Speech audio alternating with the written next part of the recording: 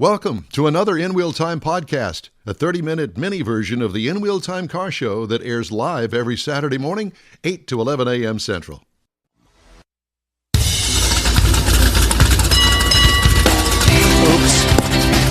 Pardon me? I said oops.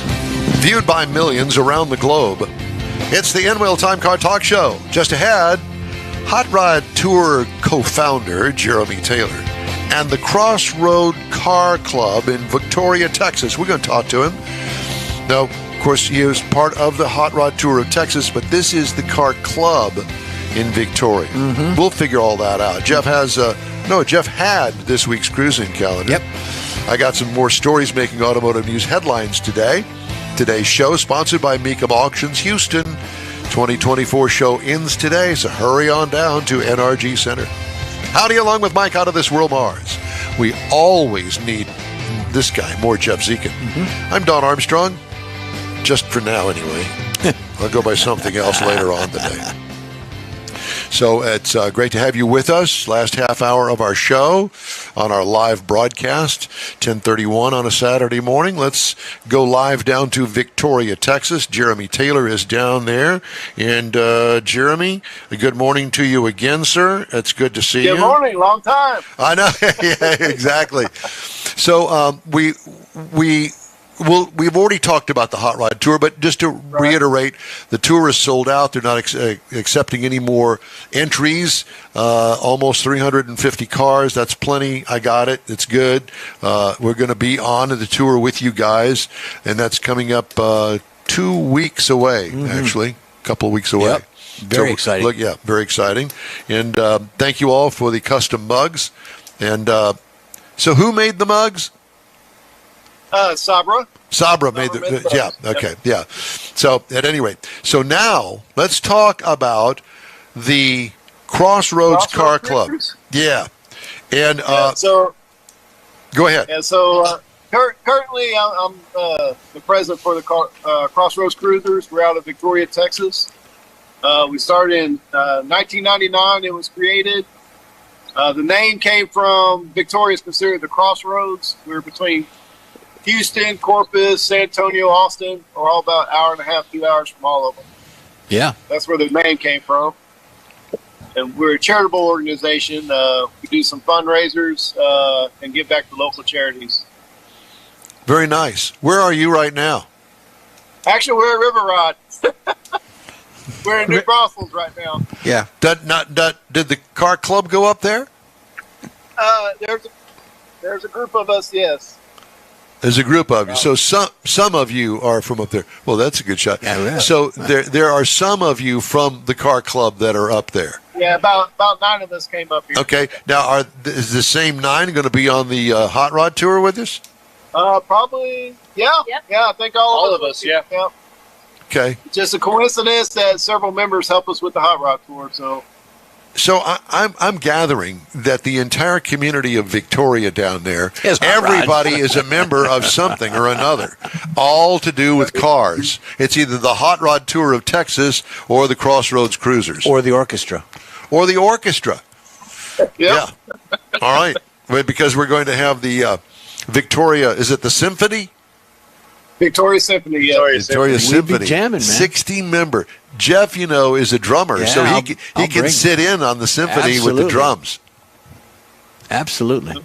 Just thought we just volunteering. It's okay. Okay. All right. Yeah. Who's that sitting in your lap? This is my sidekick, Henry. Yeah. Hi. Our youngest club member. Yeah. Youngest club member. Yeah. He's always here with me. I got a feeling he's been drug along to things that he really didn't want to be drug along to. Do I have to really go? No, actually, he begs to go. Well, it's interesting because, I have 2 girls. I have 2 daughters. And so I drug them to every car event that I went to. Ask them, they'll tell you. Yes, some of them I liked, other ones weren't all that great. There was that kind of thing. But, they are. They're still special. He's always gay. Yeah. How old? There was a time where I was the youngest club member, but then I got replaced. Well, yeah. And how old are you? Can I ask? I'm 28. 28. I joined when I was 24. when I joined. So Yeah. been in the club for about 4 years. Very nice. Okay, so when do you? I mean, the cruisers. So do you guys have regular cruises that you go on? Cruise-ins, car shows, what? There's a pretty good group of us that travel to different car shows usually within 2 or 3 hours from Victoria. So we also different club members will set up some cruises on occasion. We'll go to little country stores for Morales when it was open. We'll go eat lunch there. We've take some back roads, hit different spots. Christmas lights. Then let's see. Yeah, we'll do the Christmas. next town over. They do a big Christmas lights over in Cuero. So we'll do a Christmas cruise over there. Go through the Christmas lights, and that's about 45 minutes at least driving through the lights, and then we'll go eat dinner after that. Interesting. A lot Okay. of eating. A lot of eating. There's a lot of eating, going on, right? Yeah. Always. I I'm th- hosting. I I'm think hosting one in this June. is just a suggestion that I'm going to throw out there because I'm that different kind of guy. I'm the weirdo of all of them. I'm thinking of maybe about a Christmas lights cruise in July or August. What the fuck's on the head, so? Well, I mean, so you wherever it is that you go, there's usually one area of town that everybody puts up lights. Hey, so let's do it again in July. The Hallmark Channel Well, has Christmas I in love- July. It serves a couple of purposes.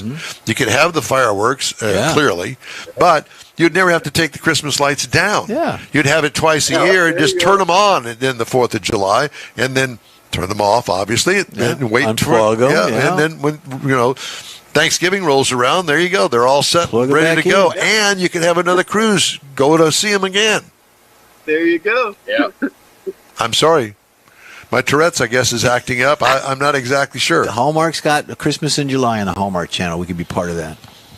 Well, and I'm thinking we could invite the Hallmark Channel on down Yeah. for the Hot Rod Tour and the Crossroads Cruisers.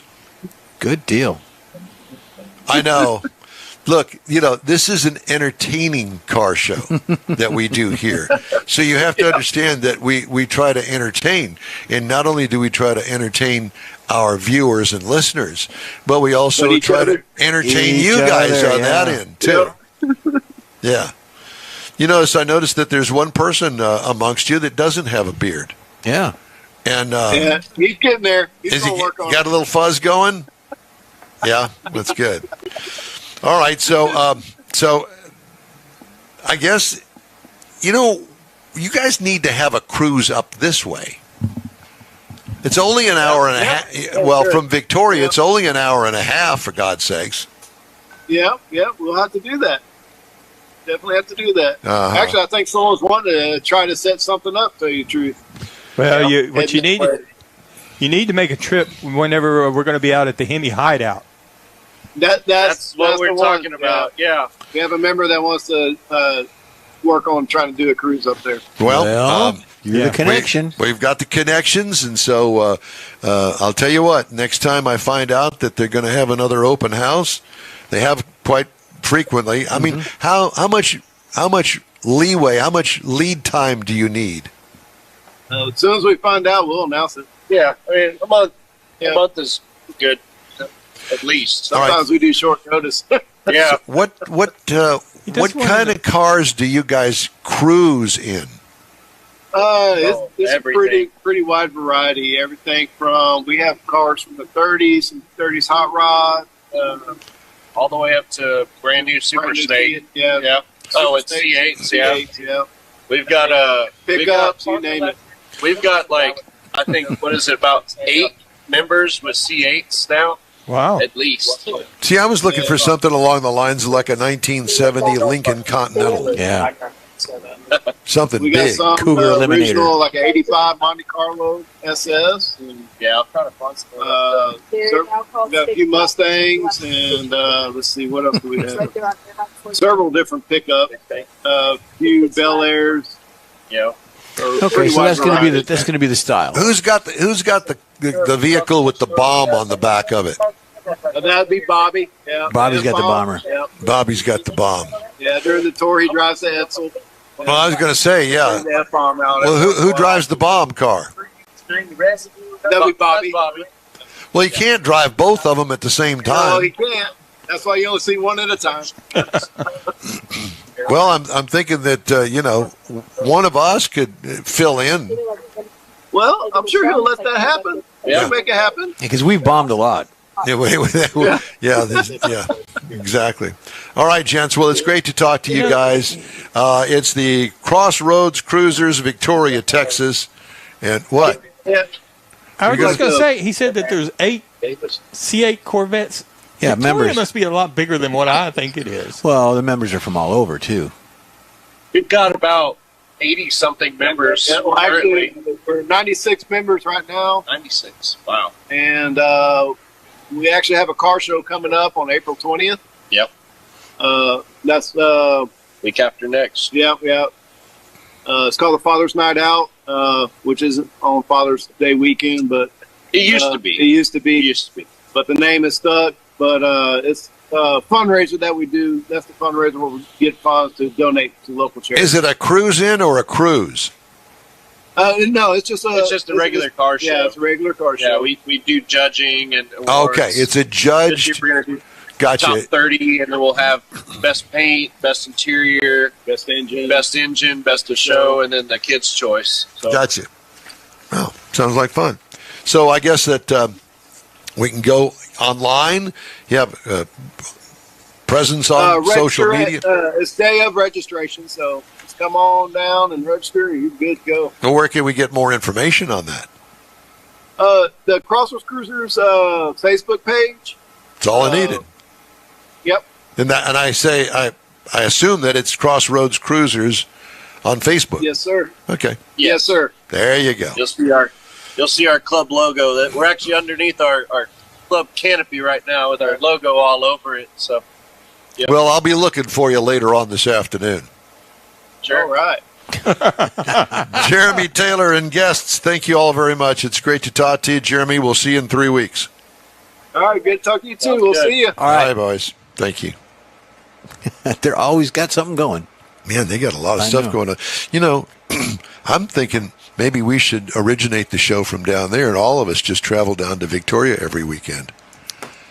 You don't have a problem with that, do you, Morris? What time of the hours? What time are we going to start? You will never sleep. At 8 o'clock. It'd take you 3 hours to get there. 2.5. At least. Yeah. Right. Well, it's a thought. They were pointing out It's a bad that thought. you got to go to the logo. They're sitting underneath their logo. Well, we've got a new logo up here, too. We do. We kind of rearranged the studio. If I'm sure that you've noticed. By now. Yeah, by now. So over here, this is our new logo. Mars went out and bought a TV screen. We There you plugged a little thumb drive in it, and look at that. But Instant we're on the logo. other side of the studio. We flipped the sides that we're on. Yes, we did. This was the side that nobody didn't- saw. Yeah, we didn't think that you would really enjoy looking at the window air conditioning unit that's in No. here. And the only way to do it was do it this way. So Here we are. Here we are. And we thank you for joining us. Let's take a quick break. Then This one. Yes, we're going to take that break. Thank you, Jeffrey. Mm-hmm. All right. So after a quick break, we'll be right back here on the In Wheel Time Car Talk Show. Pro-Am Auto Accessories has been serving Houston's auto enthusiasts since 1984, providing world-class products for sports cars, European sedans, and American muscle. Pro-Am is known as the place to go to find exclusive and hard-to-find parts and accessories. Pro-Am is one of the very first distributors in the USA for brands such as Recaro, Redline, Momo, Corbo, and Simpson.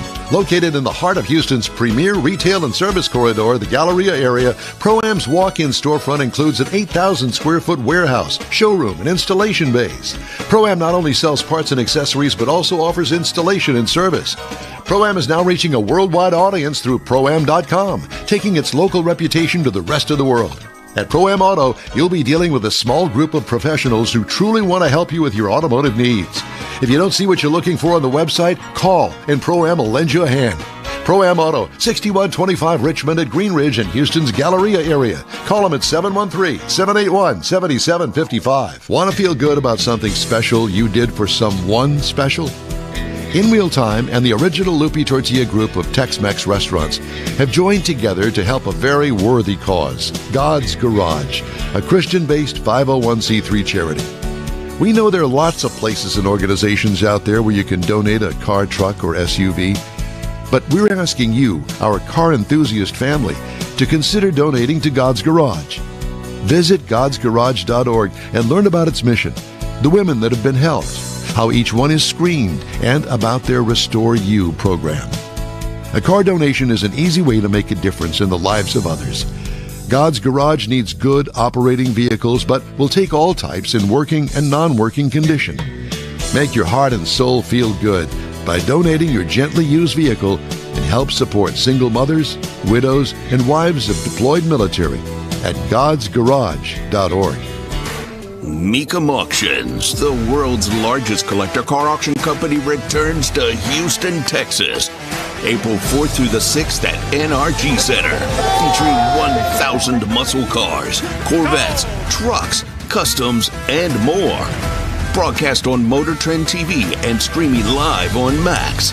From avid collectors to those new to the Mecum experience, we welcome everyone. Register to bid now at Mecum.com. Welcome back to the In-Wheel Time Car Talk Show. By the way, our show is available 24/7, if you dare, through the iHeartRadio app. Just look for In-Wheel Time Car Talk podcasts on your favorite podcast provider. We also video stream our 3-hour weekly show on Facebook, YouTube, and InWheelTime.com. When we get our act together, this morning we were late getting on. And don't forget that we are also on iHeart. I said that, didn't I? Yeah. Well, We're good. Well, I said it again. Okay. Just to reiterate, You know what? Just to let you know, we're on iHeart. Thank you. Okay. We do this thing called Guess the Price on the Hemmings.com Sold Cars Roundup. Now, you can go and sign up for this thing, get it on Mondays. They send it out on Monday, and it's about the cars that they sold online the week prior. So we have a little fun time with that. I give them what car it is, and they guess how much money the car actually sold for. So we're going to start with a 2001 Toyota 4Runner. Now, understand that I don't know what the condition of the car is underneath. I don't get into all of the details of it, whether it's a rust bucket or not. We're just going to go kind of across the board here, okay? Okay. Not a big deal. Don't think too much of it, but gives you an idea of what you can buy these cars for. And I thought that this one is an interesting one. A 2001 Toyota 4Runner. 2001 Toyota 4Runner. Silver in color, stock wheels. It looks stock. It looks clean. Looks like it hasn't been wrecked or anything like that. I don't know what the miles are on it, but it looks clean. What would you think of a 2001 Toyota 4Runner? What do you think? $8,000. $8,000? I'm going to go 8.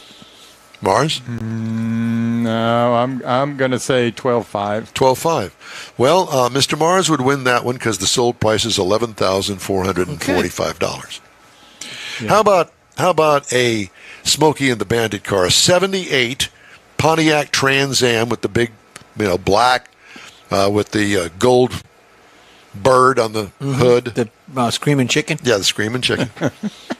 Gold wheels, the typical look. 78. The 78 Pontiac TA. Trans Am. Now, I don't know whether it's an original. I don't know any of the details. This is just straight off the... $14,000. 14, really? Yeah. Oh, no. Go ahead, Mr. Mars. Your guess? No, I'd have to step up to about 18. 18? How about 30?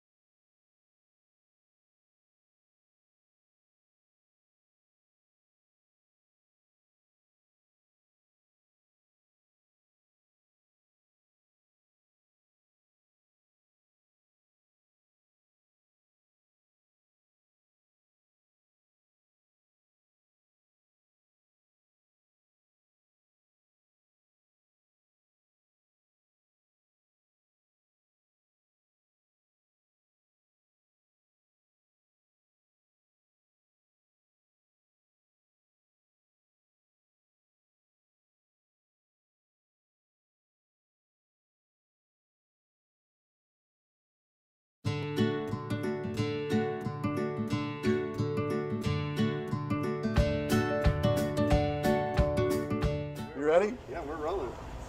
On the Hot Rod Tour of Texas here at Samson's Performance Restoration. Yes, sir. Because there's several businesses here on the compound, Yes. as it were. Yes. So Alexis is part of the family, the Simpson family, and this is kind of your forte over here, isn't it? Yes. And so tell us how the whole system is laid out here. This Okay. is all the high-end finished stuff, or about to be finished. Yes. So me and my husband Alan, we own the Hot Rod Shop. So we have a full restoration shop. We do performance style builds. That's kind of like our forte, what we like to do. We're standing in our mechanic shop right now. In the back is our metal fabrication shop and body shop. We'll go back there in a little bit. Okay, and then we also have Brian from So It Seems. He does upholstery. Yep. His own He's business. back there in the corner. Well, he has his woodworking area in there, but he sews up there. Yes, so he's in house with us. He's his own business, but he does pretty much all of our vehicles. And then we have Philip, who does 3D printing, so he can literally 3D print anything you want. So he works really closely with Brian and us to make all sorts of cool little knickknacks, door panels, all sorts of stuff Really? for our vehicles. Oh yeah. Nice. So. Yeah. So it's latest state-of-the-art stuff here, isn't it? Oh yeah, absolutely. This is a multi-million-dollar operation here. Yeah, you can say that. That's kind of cool to say. Yeah. Yeah. It is. It We don't is. think about that too much, but yeah. Yeah, exactly. Well, So. it's certainly transitioned into that. The nice white painted floors. And, Yes. yeah. My husband wanted the white floor so bad. Yeah. Well, So. I think that this is new in the past year, is it not? We've been in this building about 2 years now. Okay. So the floors are 2 years painted. Yes. Okay. Yes. Well, pardon me. I guess I just didn't notice the floors last time, but they really stand out this time. Tell me what you got in here. Okay. 57 Chevrolet? Yes. So Customer's car? Yes. So pretty much all the vehicles in here are customer vehicles, except for my husband's in the back. We have a shop truck back there. But this one is a 57 Chevy Bel Air. That one is a full restoration that we're doing.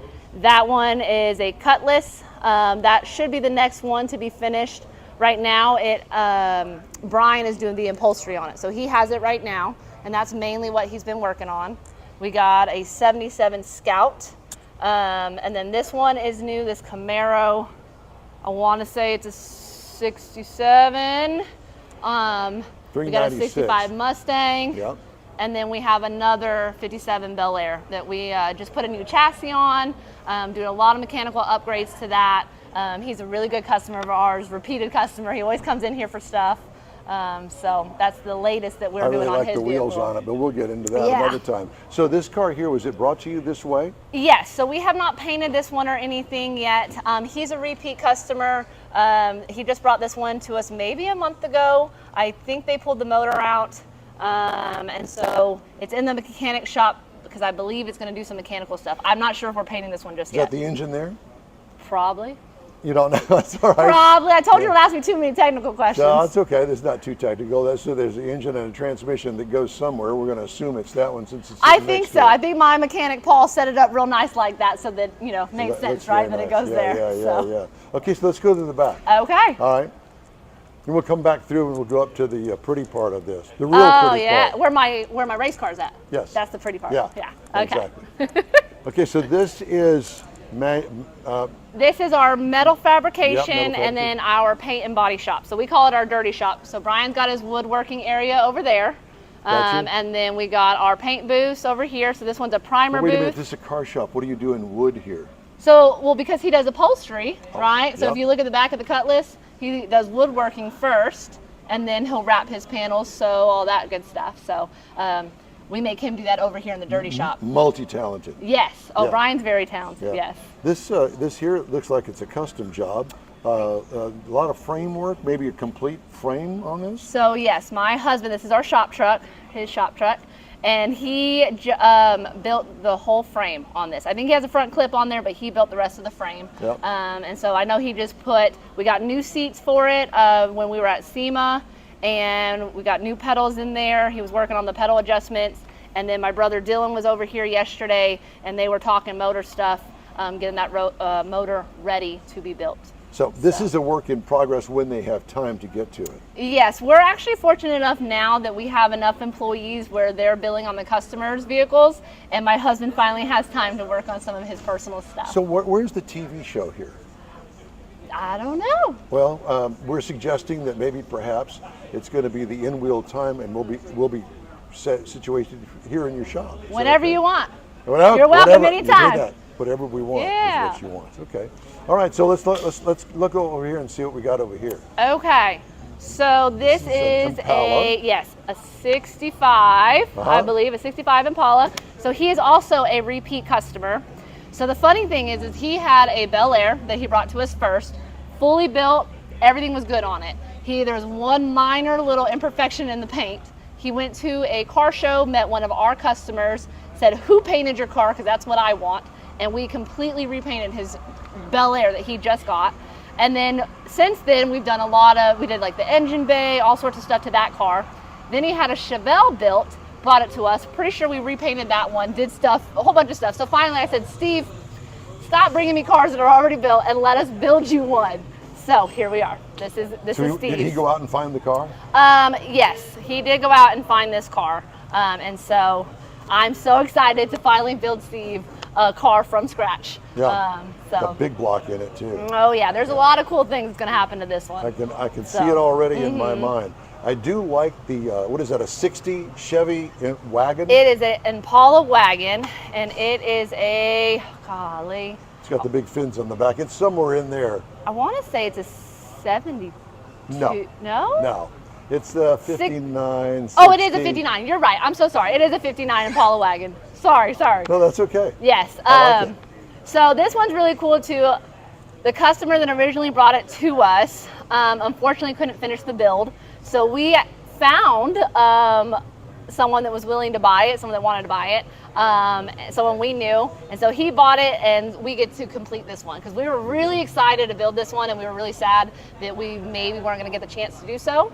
But it all worked out, so it has a new owner, and it gets to stay in our shop, and we get to finish it. So. Love that. Ector Fire Department. So that guy is a part of the tour, Shane. And so he brought that to us, I want to say a couple months ago. Yeah. Or not even, maybe a month or so ago. And so we did some metal fabrication inside the cab.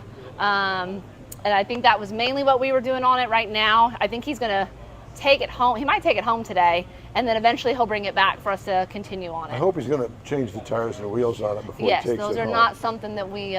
Yeah, want to keep on those things. Those are shop tires that you roll it around the shop. To move it around the shop to make it easier. Exactly. Yes, sir. I love the go-kart. Have you driven that? I do drive that one. I have not raced it yet. So it's out right now because my husband has been working on it because he races tomorrow. So him and my 6-year-old son race go-karts right down the road. It started off as getting... Is it the Simpson track? Samson. Samson but track? No, it's not. It's Hill Country Karting Complex. Okay. Right down the road. Well, that's waiting to be bought. Yeah. One day. If I could afford a racetrack, but... Yeah. So do you know anything about this? I know. I bet it's really fast. It looks fast. It is really fast, and it's really fun to drive. It's been a learning curve for us since we come from Circle Track. It started off as getting my son a go-kart to race, because he could start at 5. So he's been doing it for a little over a year now. But of course, once he got one, we had to get one to help him, to coach him, right? Right. And this is it. Yeah. So I do get in there every once in a while, but my husband races it because he's letting me race the Legacy stock car full time this year. I get to race it full time. So he's focusing on the go-kart. You don't have a race tomorrow night? I don't have a race tomorrow night. It's May 4th, and then May 11th, and then there's like one every month after that. So. Where, around here? In Houston Motorsports Park. Been there many times. So, yes. But they race tomorrow. My husband and my son will race tomorrow. So it's exciting. Yeah, he's doing good. My son's doing real good. So what do we got here in the paint booth? So this one is a 66 F250. It's on an 08 diesel frame. This one we did, I want to say at least 7-8 years ago. It's back in here. We had to do some touch-up paint on it, and then he wanted to do some mechanical upgrades to it. So, yeah. So the repeat businesses. When we did this 8 years ago, I want to redo something on there. Absolutely. You get that a lot, don't you? We do. Well, I don't know where that truck's at, but we have multiple repeat customers in here, which is awesome. That means they trust us. They like our work. They know we do good work and we're honest. And so it's really nice when they come back to us. Where is that husband of yours? Are we going to interview him later? He's right there. There he is. He's hiding. Hiding because he doesn't like this stuff. So we're going to get to him in the next interview. Okay. After we get done with you. Yeah, that's fine. Okay. He'll love that, Okay. especially by himself. Make sure you do it by himself because, Okay. yeah, he feels real confident in that. So this is something that is in the early stages of being built. Yes, and I'm trying to even think what this is. This looks like a Challenger, Charger. Oh, yes, it is a Challenger. Yeah. It is, yes. Yeah. Oh, see, I'm glad you know cars. Well, I see that you got some rear quarter panel work Look, being yeah, done like, back there. I got 2 small kids. I'm in and out of this shop all the time, so Yeah. sometimes it's hard for me to Right. keep up with all the I stuff going understand. on in here. But yes, that is a 72 Challenger. That's Okay, what so that let's is. walk up front. And Okay. then we're going to talk your special place up front. Okay, my What- race car, where my race Your- car's at. Yeah. Yeah. Okay. That's my baby. Come on, we're going to go up here. Excuse me. I can't believe you didn't notice the white floors last time. I Were they guess- not clean enough? No, they were. The whole place is spotless, but no, I guess I didn't. It really stands out because you've got this nice, beautiful Camaro. Oh yeah, that's your favorite right there. Yeah. Yeah, most definitely. You know what I just got? It's on its way, actually. I got a bus, a Volkswagen bus coming for 13 me. window bus? No, it's a pop top camper, a pop-top, yes. 74. Yes. My father-in-law went to go get it today. It's in Florida. I can't remember the name of the company that made those. But the Volkswagen pop top bus, because the bus came here and then they cut the hole in it and they made the pop top. There's a name and I can't remember right off the top of my head. Okay. Mama gets a hot rod now too. I have Love one. that. Yeah. So, well, these look like little hot rods. They are little hot rods. So this is a legacy car. Yes. This has got a motorcycle engine in it. No, sir. It does has not. a Mazda B22 truck Yeah, engine in okay, it. Yeah. I got so. you. Not a lot of horsepower, but it's all momentum. You got to just keep up your momentum Yes. when you're racing. And what about this one? So this one used to be my brother Dylan's. So back in the day, that's how I met Alan and Dylan, was racing these cars. And then once Alan and I got married, he bought a big car. We sold my little car, so then I took over Alan's little car. But then we ended up buying Dylan's little car. And so my husband's going to get that one fixed up, and he'll come out and race with me. So. And that also has a Mazda engine. Yeah, they're the same. They have to be all the same engines in these cars. Gotcha. So they're pretty Well, what much. am I thinking of when it comes to the motorcycle engines?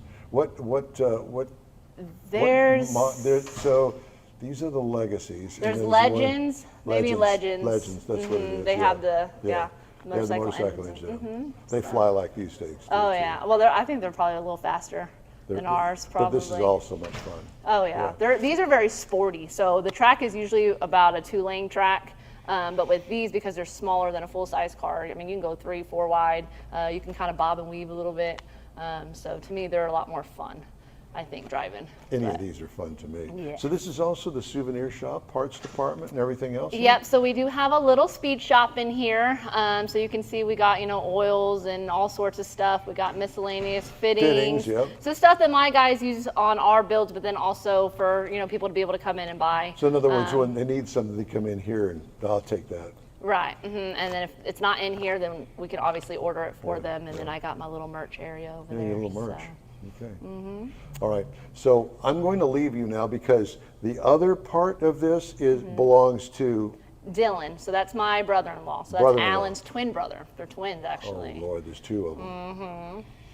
Yeah. How's that working out for you? I mean, I've been racing with them and hanging out, for so long that, Alan and Dylan are, even though they're twins, they're fraternal, right? But they're very different. So, you get your every once in a while kind of, bump heads working with family. But, we love Dylan and, we like being here. It's very convenient, we do a lot of things Okay, together, yeah. so it's nice. So y'all kind of share the property here. Well, a little bit. We own our property and our building. Dylan owns his property and his building, and then the rest of the property is owned by their parents. Gotcha. And I noticed that since the last time I was here, we have a huge fireworks place in the back. Yes. What did that? Look at the smile on her Yes. face as she says that. It's funny because so before the buildings were built, Alamo Fireworks used to have 2 booths. They used to rent up in the front from my in-laws. And then we started running them after the first year that they were here. And then we started just doing it all the time. And it was fun, until the buildings got built. Then we're like, okay, we're not going to do it anymore. But then Alamo has been so obsessed with this property and how well their booths do here that they worked out a really sweet deal with my in-laws. So They built that building right before New Year's. They had it up in like 6 weeks. And then in 20 years, my in-laws will actually own that building. So that's why it's gray to match ours, because normally they're white. So did you pop some pretty good fireworks out here? Well, since they built the megastore, we can't, because they keep the megastore full of fireworks. Versus versus the booths, they would take them back to their warehouses in San Antonio. But since these stay stocked, we can't pop fireworks anymore. Maybe little snakes, we can do with the kids and sparklers, but not big ones. Thanks so much for talking to us. We appreciate you. Yes, sir. I'm glad y'all are here. Quick break. Pro-Am Auto Accessories has been serving Houston's auto enthusiasts since 1984, providing world-class products for sports cars, European sedans, and American muscle. Pro-Am is known as the place to go to find exclusive and hard-to-find parts and accessories. Pro-Am is one of the very first distributors in the USA for brands such as Recaro, Redline, Momo, Corbo, and Simpson. Located in the heart of Houston's premier retail and service corridor, the Galleria area, Pro-Am's walk-in storefront includes an 8,000-square-foot warehouse, showroom, and installation bays. Pro-Am not only sells parts and accessories, but also offers installation and service. Pro-Am is now reaching a worldwide audience through Pro-Am.com, taking its local reputation to the rest of the world. At Pro-Am Auto, you'll be dealing with a small group of professionals who truly want to help you with your automotive needs. If you don't see what you're looking for on the website, call and Pro-Am will lend you a hand. Pro-Am Auto, 6125 Richmond at Green Ridge in Houston's Galleria area. Call them at 713-781-7755. Want to feel good about something special you did for someone special? In Wheel Time and the original Lupi Tortilla group of Tex-Mex restaurants have joined together to help a very worthy cause, God's Garage, a Christian-based 501c3 charity. We know there are lots of places and organizations out there where you can donate a car, truck, or SUV, but we're asking you, our car enthusiast family, to consider donating to God's Garage. Visit godsgarage.org and learn about its mission, the women that have been helped, how each one is screened, and about their Restore You program. A car donation is an easy way to make a difference in the lives of others. God's Garage needs good operating vehicles, but will take all types in working and non-working condition. Make your heart and soul feel good by donating your gently used vehicle and help support single mothers, widows, and wives of deployed military at godsgarage.org. Saturday and Sunday, May 4th and 5th, you're invited to enjoy the 28th annual Keels and Wheels Concours d'Elegance. See the largest collection of classic cars and boats in the U.S. on display at the beautiful Lakewood Yacht Club in Seabrook, Texas. This year's Keels and Wheels features 60 years of Ford Mustangs and Donzi boats. There's plenty of free parking, and discount tickets are available online at keels-wheels.com. It's Keels and Wheels, Saturday and Sunday, May 4th and 5th at the Lakewood Yacht Club in Seabrook. In Wheel Time will be there too. We'll see you there. Here's the man behind the shop. In my world, the shop is the engine part of it, the heavy-duty stuff. And boy, it smells good in here. It's like roses to a florist. How was that? That's what I think so. Dylan Simpson. So you met him last year here on the Hot Rod Tour, and we are in his shop here on the property at Simpson's Performance, and lots of changes. A lot of changes. You know what I saw right off the bat? Yeah. First of all, the motorcycle thing. We'll go over there in a minute. Yes, yep. But man, the jewelry that you have over here called engine blocks. Yes. Let's go over here. Let's go check them out. Yeah. Let's So tell me, give me just an overview. We can't go too deep into all of this, but dude, hello. This is this what kind of a motor This is a Jaguar out of an E-Type. E-Type Jaguar, I think it'd be early 60s or so. We do a lot of these here recently for E-Type of America. And we go from a 5.3 to a 6.1 strictly off a bore. So there's a lot of work that goes into these. But I can see that. Yes, there's a lot of work. But I mean, they're cool. You know, like normal, the first one kind of takes a little bit of time, but from there we got it. We've done quite a bit of them here recently. Are these new sleeves? These are. Yep, very new. Yeah, we got to go in there and kind of bore everything and get all of our heights right on everything. So is this all blocked and decked before you put the sleeves in? Correct. Yep. Wow, man, that's a lot of work. We do a lot of work on these things. Yeah. And what do we got over here? A small block LS? Yep. So this is that's a 6.2 liter. Yep. LS. So that is for our Trans Am series stuff. Our TA2 program. Okay. That's what this is. It's going racing. Yep. Trans Am series. Now, what differentiates this engine from, say, LS7 engine? A lot, and that you can look at them and not really tell a whole lot of difference, but the combination it is a lot different. This is a 6.2 liter versus the LS7 stuff is a 7 liter. The bore's different, stroke's different. A lot of differences there. They look very similar, but the block is definitely different. Definitely different. Correct. Yep. No, it is. It is different. You can't no crank exchanges or anything like that. No. Gotcha. Yeah. This is specifically for racing. Yep. Yes, sir. Yeah. And this one here? This is actually my dad's block. This is came out of his 66 CUDA. It's a LA Series Chrysler. Small block Chrysler. Yes. Yeah. It's 60s. Yeah. Yes. Yeah, yep. No, that's it. Yeah. We so just these are all in the process of where are they in the process? So they're all they seem pretty to be lined up here. Correct. Ready for crankshafts and that sort of right. thing. That one's finished. That's as far as we're going on the Jaguar. Yep. Typically we will short block them or long block them.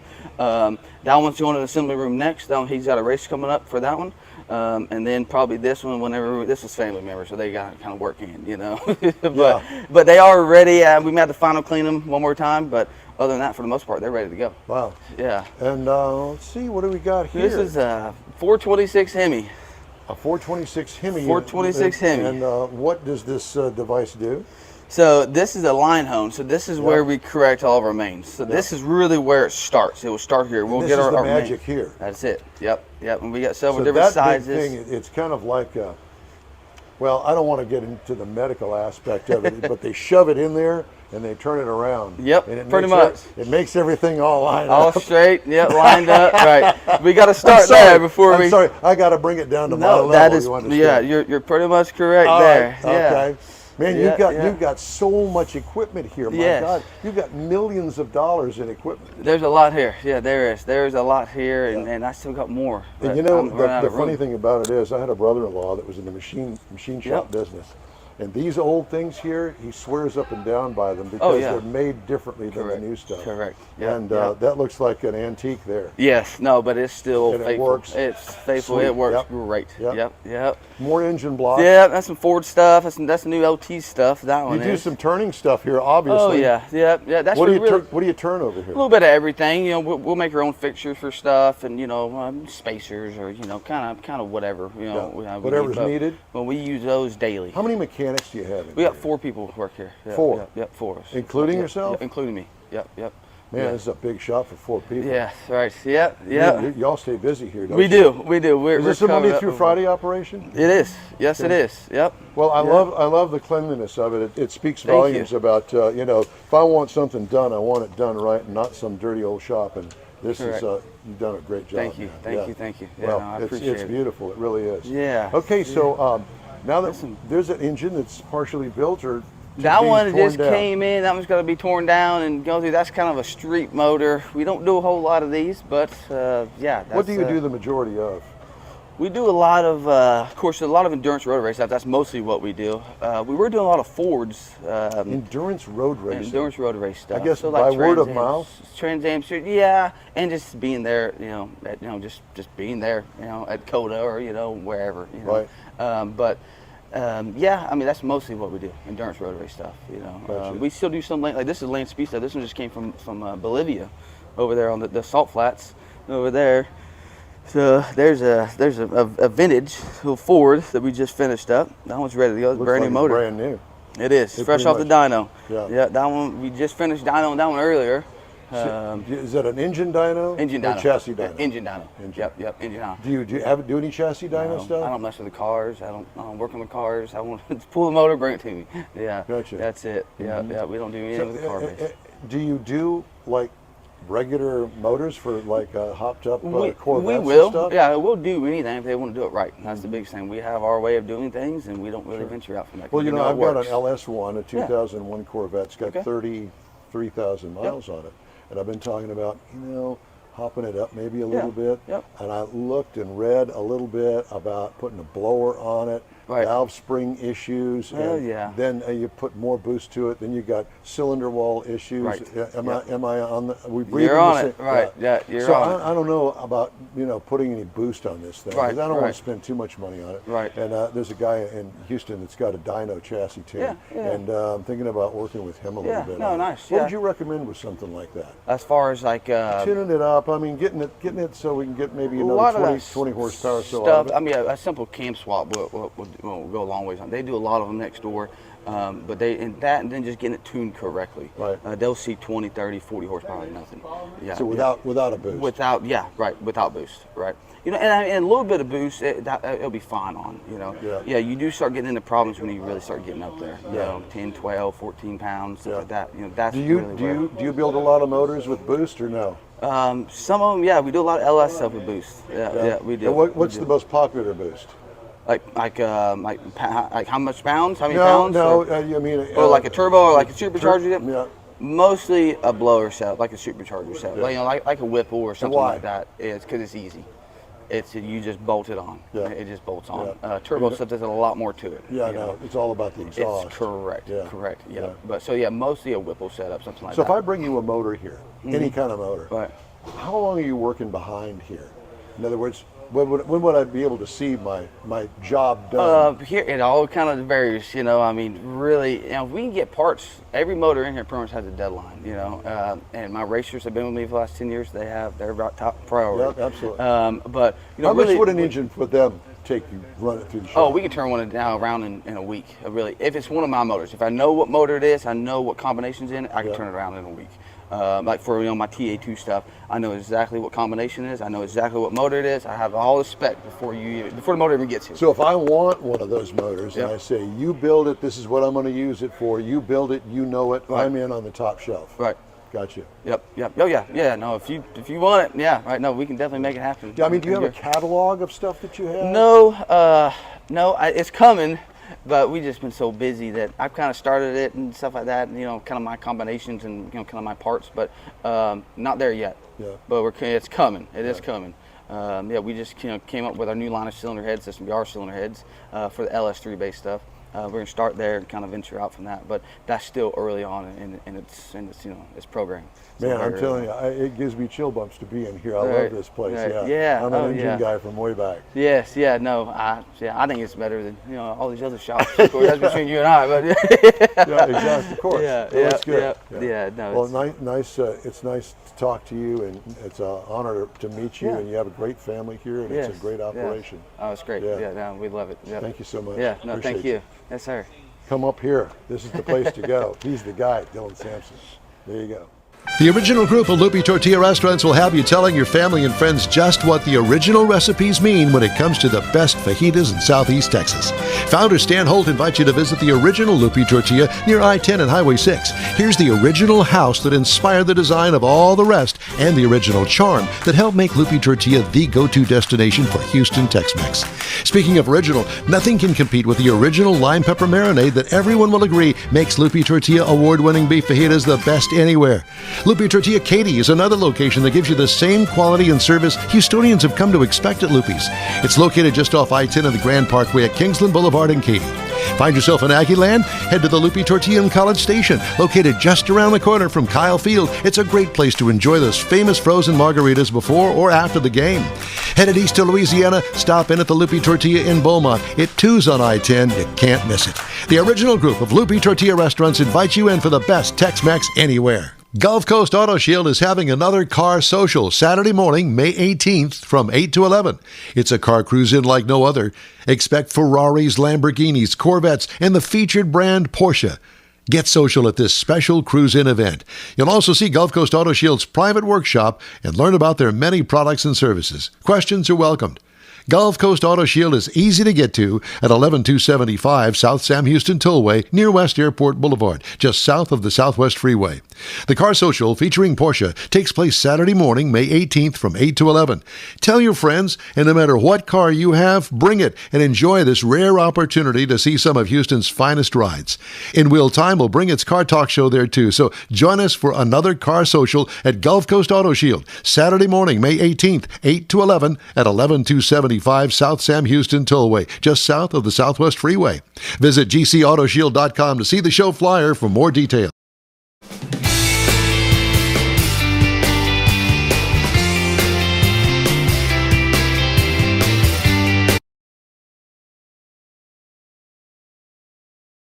Welcome to another In Wheel Time podcast, a 30-minute mini version of the In Wheel Time car show that airs live every Saturday morning, 8 to 11 a.m. Central. Shield.com. From the world-famous Sugar Shack Studios outside Houston, Texas, this is the In Wheel Time Car Talk Show.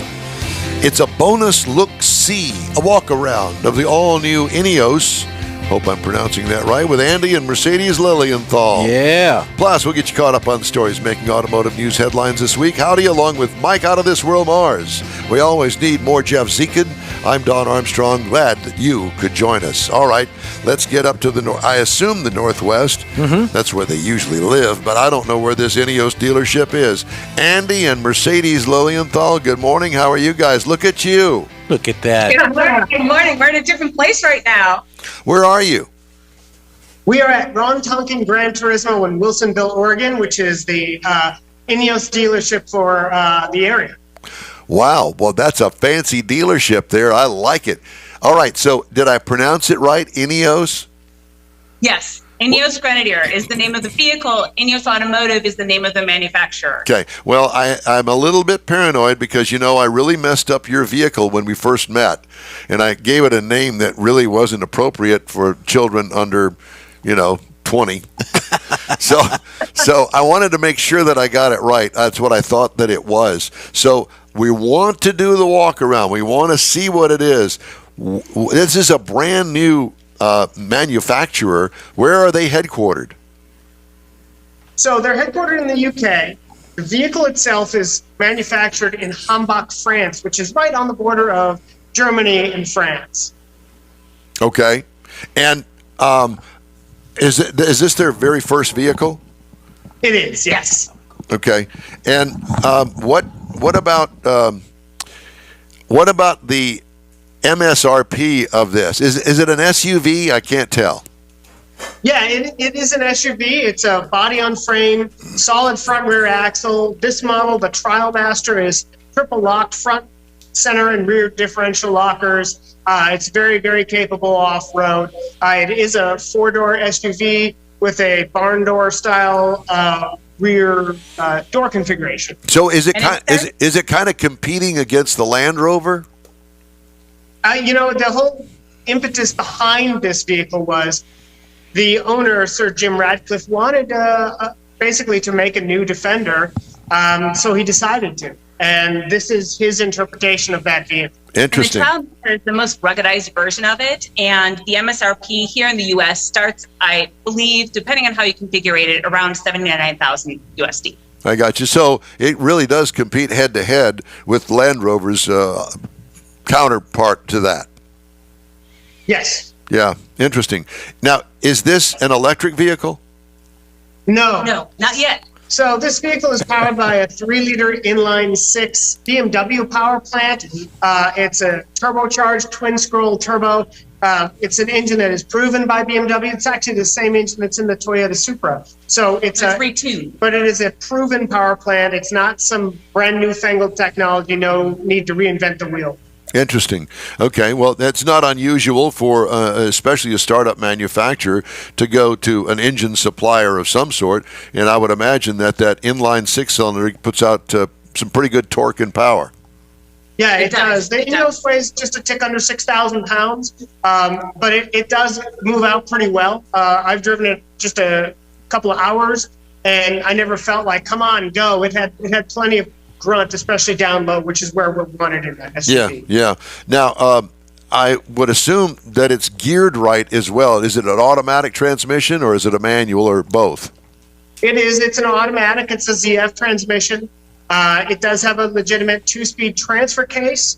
So the axles are 410s. They're supplied by a company called Carrero out of Italy. They make a lot of agricultural tractor axles. Like for John Deere. Again, proven company.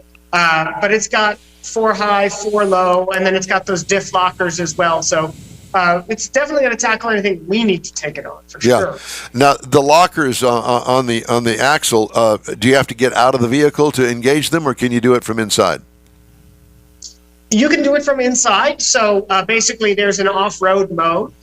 So you would put it in off-road mode. You'd put the transmission in neutral, and then you go ahead and put it in manually, move it into the forward low position, and then you have overhead switch panel, and then you can select your rear locker, then your front locker, etc. So the interesting thing about the Grandier is it is mechanical when necessary and electric when they need to be also. So it's not totally plumb full of a million ECUs. It's only as many as they need. So you still have manual four-wheel drive engagement. It's not a dial that could possibly fail out in the field. Right. How does it ride down the freeway? It actually rides surprisingly well. I was surprised. It's taut, but it's solid front and rear axles. This is not designed to be a Rolls Royce. It's designed to be a very useful tool, and it's unapologetically truck-like. But that's what it was supposed to be. It's not supposed to be a posh luxury SUV. It's supposed to be a very capable SUV.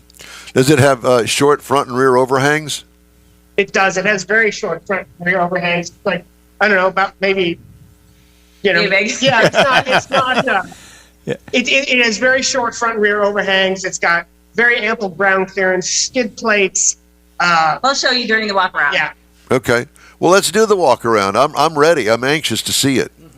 Sure. Yeah, absolutely. So, here's the front of the vehicle. So right now we actually, it comes with Michelin, it comes with BF Goodrich KO2 all-terrain tires, but because we're going to be doing thousands of miles in snow and ice, we switched over to a Michelin X-Ice tire, but in the same size, 265/70 R17. But we wanted the maximum winter traction possible. So, but you can see on the side here, they have this T-track, and you can actually mount accessories, shovels, anything like that you'd want on the outside, cases, so on and so forth. So it's got this utilitarian aspect to it.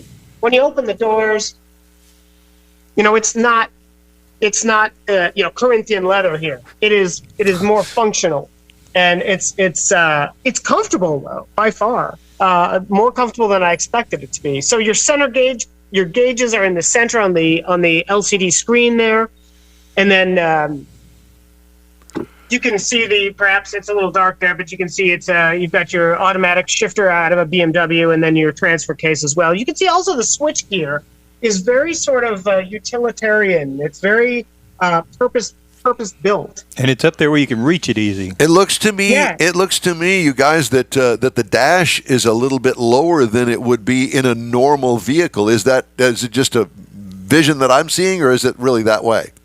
No, it is a little bit lower, but the nice thing about it is, sort of like some of the older Land Rovers, is it's low, so you have a nice field of vision. I can see the front of the vehicle in the corners. So when you are off-roading or in a challenging situation, you can see your corners. And I've been in off-road vehicles before where you can't see anything, and you have to rely on your spotter to tell you where to go all the time because you can't see because the windshield's this big. I really like the idea of having that track along the side so you can mount your shovels or whatever else that you've got to take with you.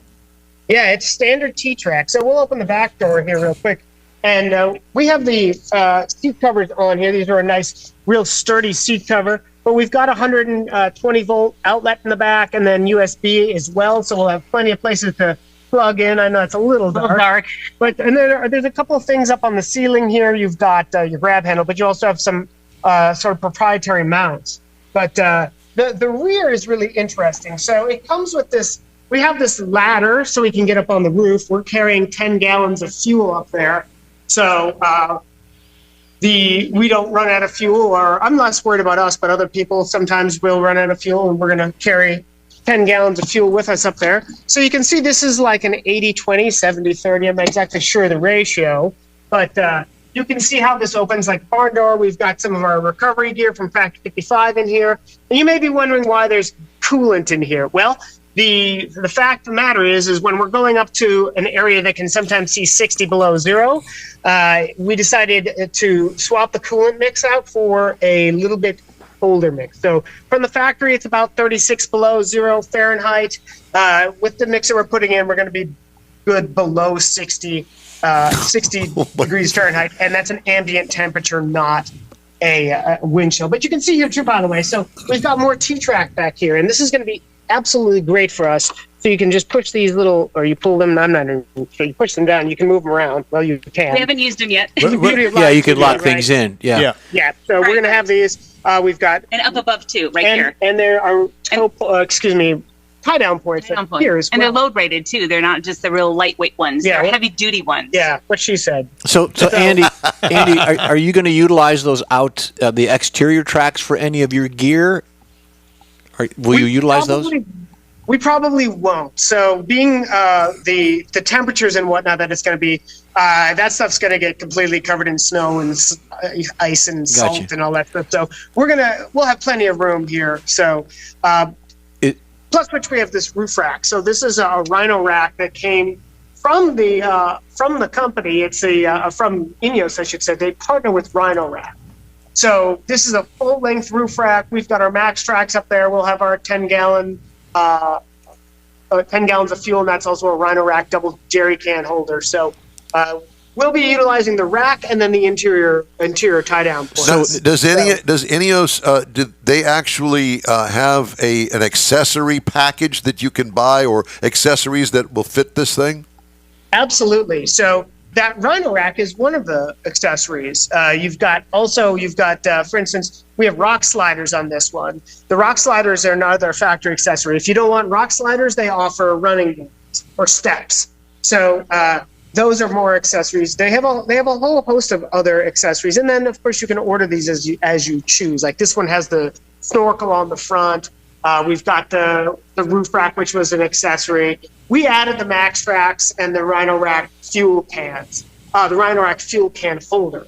So, and this is, of course, the snorkel here that goes down into the air box. So that's going to help keep some clean air. And it's great that it's kind of rear facing. There were some people on the 2020 Alcan who had snorkels, and when they opened their air box, it was basically a snowball in there. Wow. So is that the actual vehicle then that you'll be using? This is the actual vehicle.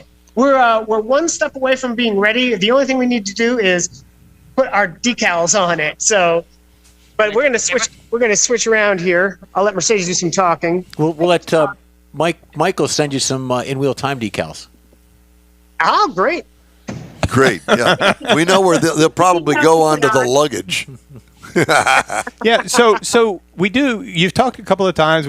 We haven't really talked and explained exactly what you're going to do with this vehicle. So we need to touch on that real quick. That's perfect timing. So Andy's the driver, as you pretty much guessed, and I'm the co-driver, the navigator. So the Alcan 5000. Actually, this is a perfect segue. Thanks, guys. So the Alcan 5000 Rally is in its 40th year iteration. And this year, it is going, it's basically a 10-day time, speed, distance rally. And over those 10 days, we travel over 5,000 miles. Oh, my gosh. We're going to put a picture of the map up here on the screen real quick so that people can understand. I mean, 5,000 miles, 5,000 miles, but look at the map and see where it goes. Exactly. So we start near Seattle, and we basically go all the way due north, all through British Columbia. So we start from Kirkland to Yellowknife, to Whitehorse, optional route all the way up to Coldfoot, Alaska, down to Valdez, and we finish in Anchorage through Fairbanks. Oh my gosh. Think about that for a second. Yeah, Ice and snow, you have to be comfortable driving on the snow. Hence why Michelin X-Ice tires are going to be extremely instrumental in this journey. So I want to know, do you have a new snow parka? We do. We do. Because I imagine the fashionista that you are, you probably made a little stop somewhere at Saks Fifth Avenue or something to get your parka. My version is buying one at Mountain Hardware because that's kind of my Saks Fifth Avenue. But I bought one that is $850 down, and Andy's got one that he bought actually for the 2020 rally. So we are going to be looking like the Michelin Man. Yeah, he's pretty much like Michelin Man. I was going to say Penguin, but Michelin Man, Penguin, same thing. So when does this thing start? So we leave for the rally on the 19th of February, and it starts on the 21st of February, and it finishes on March 1st. You hope So that about it does. 10 days out. Yeah. Yeah. Yeah. Oh, it will. Now, how many competitors, I guess you would call them, are on this route with you? So I believe there are 40 teams. Is there 40 or 42 teams? I believe it's 40. I think they capped it at 40 teams total. In the winter rally, there are just four-wheeled vehicles. I don't think there's ever been a 6x, but there's four-wheel vehicles. So they could be rear-wheel drive, they could be all-wheel drive, 4x4s. In the summer iteration, there can be motorcycles as well, or Euros if you wanted a sidecar, and in addition to vehicles. So the Alcan 5000 Rally is like the Olympics. It has the same type of cadence. So it's the winter, then 2 years, then the summer, then 2 years, then the winter. Gotcha. Yeah, that's good. All right. Now I have to ask, with all of these competitors, I mean, what do you think your chances are of actually winning? There are people that rally this for decades and don't ever win or podium. We need to finish, and we want to finish strong. That's our goal. And we want to do ourselves proud, and we want to do the vehicle proud. Our main job as journalists is to review the vehicle and to make sure that we're safe, that everybody around us is safe, test the vehicle, and push ourselves as ralliers. So that's our main goal. It's a heck of a test. Have the random chance of podium, that's great. But for us, our goal is to finish without any mechanical issues, finish strong, whatever that looks like. That's what the gods have in store for us. Will you be stopping at any Buc-ee's on the way? I don't think there's any Buc-ee's there. I have to ask: Are you guys? I forgot my question. No, I didn't. How can we follow you guys? So you can follow us via crankshaftculture.com or Crankshaft Culture via social media. Myself, as being the co-driver, I will have time, several hundred miles of time to, when I have service, to be able to load social stories as they happen. So my plan, again, is to do daily reels of how things happen. And then also via our own social media. Andy, you've got something to add? I'm just going to say we're at Crankshaft Culture on Instagram and Facebook. We're at Crankshaft Cult on Twitter. When we post on there, we do have a YouTube channel and all the socials. And we'll have several different articles, several different podcasts, radio shows, things like that happening after the event. Very good. And I hope that we're one of the radio shows. Of course, you guys always are. Okay, well, thanks for that, Mars. We need to put a link on our website for them, so they can follow them through our website. So, if one of you is driving, does the other one kind of like curl up and take a nap or get rest, or you more into the navigation? I have to say, from behind the camera, the driver has it easy. Mercedes is the navigator, and she's the one that is really going to know everything. The drivers all sit around the next morning and go, where are we headed today? Nobody knows. It's the navigators that always know where we're going. Like, this is the route book. It's 5,000 miles worth of this, and it's a whole host of directions and speeds and odometer readings. And Mercedes is going to be extremely busy the whole time. If anybody, I'm the one that has it easy. She's the one that's going to be doing the majority of the work. So that was time, speed, distance calculations that you saw, incremental ones, which we're still learning how to do. But as Andy drives, we have rugged radios that we are going to be using. I have two different sets. One is going to be for emergency communications, and then another is going to be for our buddy cars. They're actually not going to have handhelds. They're going to be plumbed into magnetic radio, or not magnetic. They're actually going to be mounted on the Rhino Rack roof rack antennas. So, but just for these purposes, we have them, so handheld. So if we need to go dig somebody else out or whatnot, we do have the antennas that are handheld as well. But for the actual rally purposes, they will be cabled up to external antennas. And then each person is required to have some type of in-reach satellite communications. We have an older Garmin GPS Map 66i that is in reach. So that's our satellite comms. So everybody is tracking. So we will be posting live tracking, which is really cool. So any of our audience, if you want to see all the rally cars, so far we are car number 15 That may change, but right now we're car 15. So if you wanted to see all the ralliers on a map and see us live as we're moving, you can see that. We'll post that link soon. I am so excited. I want to go with you. I can be your photographer. I don't know about that. The other people. I'm waiting for the Bahama 5000. Yeah, so that's the one I want. And Andy, That's not going to happen. one last question for Andy from me. What are you getting Mercedes for Valentine's Day, buddy? I'll get back to you on that. It's a surprise. I'm going to give him. Oh, my God. We love you guys. Thank you. Best of luck to you. And we'll be following you. And we'll hear from you, hopefully, when you finish the race. All right. That sounds great. Thank you. Thanks so much to both of you guys. All right. Well, appreciate it. Yep. That is Andy and Mercedes Lilienthal. What a cool thing. It is very cool. Very cool. Yep. We absolutely love that. All right. They've been very good friends of ours for a number of years, and we followed them all the way, and it's just been a ton of fun. Mm-hmm. I want to take them to a party. I want to party with them. Do you? Yeah. You know, it's like partying with the stars. Yeah. Yeah. That would be cool. Very, very, just well versed in the automotive segment, really. That they are. All right. Time now for a quick break. You're on the In-Wheel Time Car Talk Show. Thanks for riding with us today. We'd love to hear from you. Shoot us an email, info@inwheeltime.com. Back after this.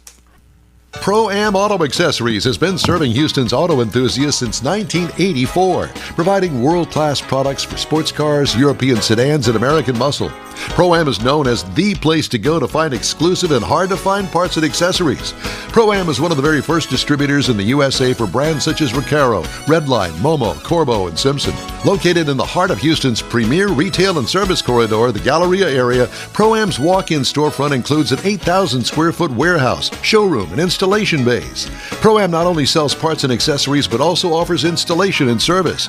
Pro-Am is now reaching a worldwide audience through Pro-Am.com, taking its local reputation to the rest of the world. At Pro-Am Auto, you'll be dealing with a small group of professionals who truly want to help you with your automotive needs. If you don't see what you're looking for on the website, call and Pro-Am will lend you a hand. Pro-Am Auto, 6125 Richmond at Green Ridge in Houston's Galleria area. Call them at 713-781-7755. Want to feel good about something special you did for someone special? In-Wheel Time and the original Lupi Tortilla group of Tex-Mex restaurants have joined together to help a very worthy cause, God's Garage, a Christian-based 501c3 charity. We know there are lots of places and organizations out there where you can donate a car, truck, or SUV, but we're asking you, our car enthusiast family, to consider donating to God's Garage. Visit godsgarage.org and learn about its mission, the women that have been helped, how each one is screened, and about their Restore You program. A car donation is an easy way to make a difference in the lives of others. God's Garage needs good operating vehicles, but will take all types in working and non-working condition. Make your heart and soul feel good by donating your gently used vehicle and help support single mothers, widows, and wives of deployed military at godsgarage.org. You know, I really have been off today on my board work over here, and I apologize for that. Welcome back to the In-Wheel Time Car Talk Show. Got some stories I wanted to pass along to you. Lucid Motors says it's partnering with Saks Fifth Avenue to offer test drives at department stores and for marketing efforts through the luxury retailer's online platform. While EV startups such as Fisker and VinFast have turned to U.S. dealers in recent months to bolster sales, Lucid is taking a unique approach by partnering with Saks to promote the pricey Air sedan. And if you've seen one, you're going to go, wow, look at that thing. Yep. Additional elements of the collaboration include a dedicated Lucid landing page on Saks.com, content on its digital channels, and an event in the Saks Fifth Avenue store that's going to include actually the Houston, Texas location. Saks showcased Lucid's top trim Air Sapphire variant with a starting price of $250,000, including shipping. The base Air starts at $78,900. No markup in that. No. And let's see, what else do I want to do? Electric vehicle newcomer Rivian Automotive outscored EV sales leader Tesla in brand satisfaction, according to Consumer Reports. Tesla also fell behind brands that mostly sell gasoline vehicles, including BMW and Porsche. Rivian's top place finish came in its first year of consideration for brand satisfaction in Consumer Reports survey. Rivian has two models, the R1T pickup and the R1S crossover, both of which were highly rated by owners. Across the U.S. auto industry, Tesla is often at the top of the list in satisfaction metrics, such as brand loyalty, but it is starting to fall behind rivals with fresher products, according to analysts. Individual models that scored highly in the most recent survey include the Chevy Corvette at number 1, with 93% of owners saying they'd buy the car again. The Rivian R1T was in second place with 88% saying, yeah, I'd do it again. Amongst the least satisfying vehicles, there was the Nissan Altima with just 48% say they'd buy that thing again. Wow. Along with the Kia Forte with 47%, Mercedes-Benz C-Class 46%, and Volkswagen Taos with 38%. That's not good. I don't think I like what I bought. Ow. How much money did you pay for that? Buyer's remorse. I'll say. We've got another show coming up next week, and then the week after, we are going to be at Mars Hemi Hideout. The Hemi Hideout, yes. Yes. I should have put that on the events calendar. Maybe you should have. Yeah, that would have been a good thing. So that's our next remote that we're going to have. And if you'd like more information on that, go to hemihideout.com, and you could sign up to be there. Limited number of folks, $10 to get in. It's going to be that Saturday, the 24th, starting at 10:30 and going till 1 o'clock, so kind of the lunch hour. All right, we're going to finish up today's show right after this quick break. The original group of Lupi Tortilla Restaurants will have you telling your family and friends just what the original recipes mean when it comes to the best fajitas in Southeast Texas. Founder Stan Holt invites you to visit the original Lupi Tortilla near I-10 and Highway 6. Here's the original house that inspired the design of all the rest and the original charm that helped make Lupi Tortilla the go-to destination for Houston Tex-Mex. Speaking of original, nothing can compete with the original lime pepper marinade that everyone will agree makes Lupi Tortilla award-winning beef fajitas the best anywhere. Lupi Tortilla Katy is another location that gives you the same quality and service Houstonians have come to expect at Lupi's. It's located just off I-10 and the Grand Parkway at Kingsland Boulevard in Katy. Find yourself in Aggieland? Head to the Lupi Tortilla in College Station, located just around the corner from Kyle Field. It's a great place to enjoy those famous frozen margaritas before or after the game. Headed east to Louisiana, stop in at the Lupi Tortilla in Beaumont. It too's on I-10. You can't miss it. The original group of Lupi Tortilla restaurants invites you in for the best Tex-Mex anywhere. You own a car you love. Well, why not let Gulf Coast Auto Shield protect it? Houstonian John Gray invites you to his state-of-the-art facility to introduce you to his specialist team of auto enthusiasts. We promise you'll be impressed. Whether you're looking to massage your original paint to a like-new appearance, apply a ceramic coating, install a paint protection film, nano-ceramic window tint, or new windshield protection called ExoShield, Gulf Coast Auto Shield is where Houston's car people go. Curbed your wheels? Instead of buying new, why not have them repaired? How about a professionally installed radar detector? Gulf Coast Auto Shield does that too. Get a peek inside the shop and look at the services offered by getting online and heading to gcautoshield.com. Better yet, stop by their facility at 11275 South Sam Houston Tollway, just south of the Southwest Freeway, and get a personal tour. Gulf Coast Auto Shield is your place to go for all things exterior.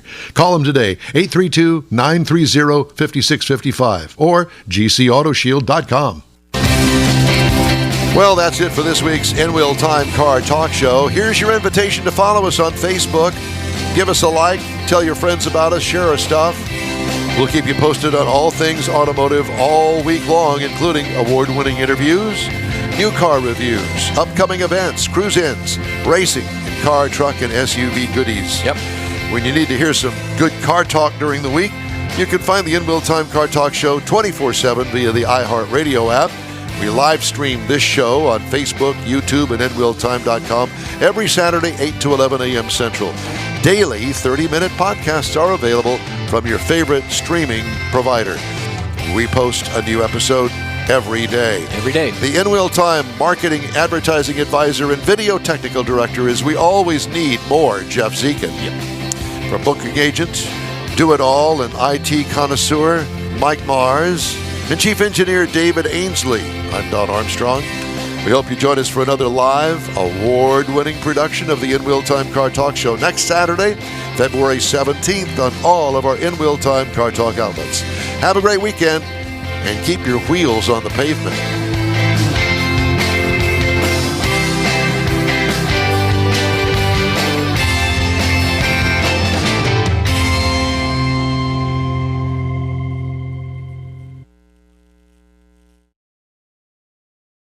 That's it for this podcast episode of the In Wheel Time Car Show. I'm Don Armstrong, inviting you to join us for our live show every Saturday morning, 8 to 11 a.m. Central on Facebook, YouTube, Twitch, and our InWheelTime.com website.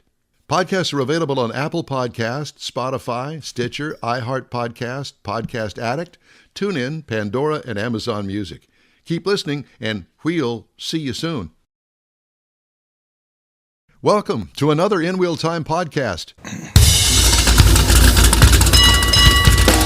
You've got the award-winning In Wheel Time Car Talk Show. Coming up, the top 10 used cars of the year from Alex Nizik.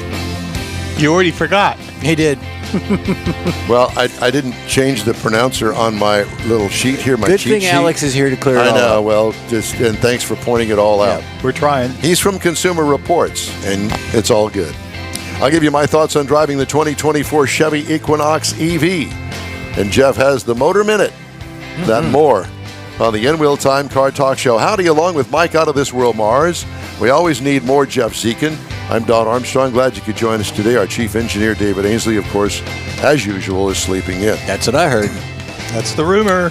So we got a lot of show coming up for 2 hours that I think that you'll really enjoy. We've worked diligently all week long putting together.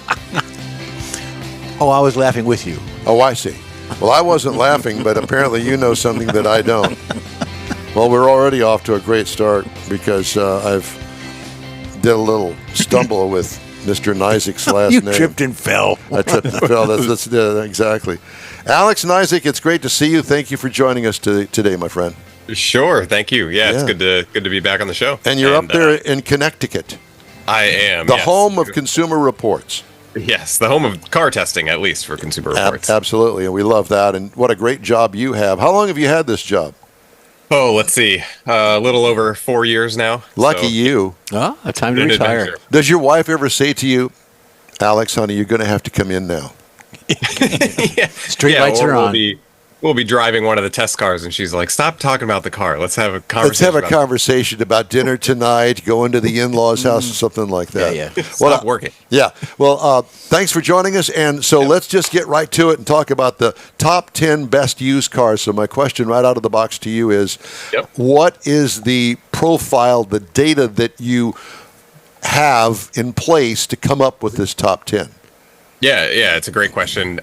This is the first time we've ever done this, so we're kind of historically known for doing this with new cars, right? New car top 10 picks list every year, and it's interesting because we saw that doing our own research that there was about 40% of Americans that were looking to buy a car in the next year were considering used cars only, so they weren't even looking at new cars, which is pretty staggering. So it was really an opportunity and the right time, we thought, to really expand what we do to used cars as well. And so when it comes to this list, really, it's three big things. These cars have to have performed well in our road tests when they were new. Maybe not the best performing car, but they had to perform, above a certain bar. They have to be safe. And so that means they all have standard electronic stability control, which we know became, mandatory in 2012, but a lot of cars had it sooner, right? So that has to be standard. And then the last thing is reliability. Reliability is probably the most important thing. We talk to consumers and we know that when they're shopping for a car, Totally agree. Yeah, especially used, right? You're trying to save money. So if you buy something reliable, it's going to help you do that, not only because it's going to cost less to own and break down less, but it's also going to be less of a hassle. So just that car has to have consistent reliability throughout its model year. So was there an age limit in these cars? Yeah, I mean, about 10 years old is where we kept it to. But it's really about the way they're categorized is by vehicle type. So we have, SUVs and sports cars and sedans, that type of thing. And then also price brackets.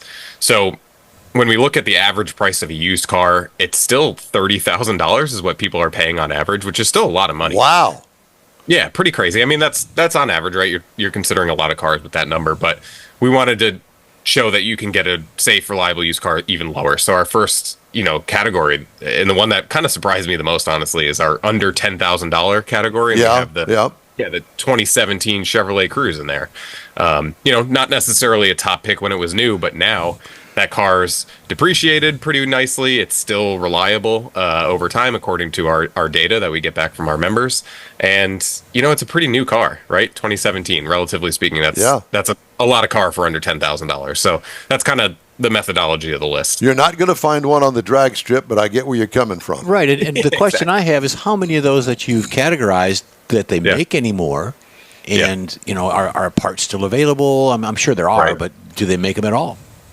Yeah, I mean, that's one of the older vehicles on the list. And, and we really had to do our due diligence to make sure that you could actually find these vehicles too, right? Because the way the pricing is done is it's the median price of the car. So yes, you'll find some 2017 or 2018 Cruzes that are above that price, below that price.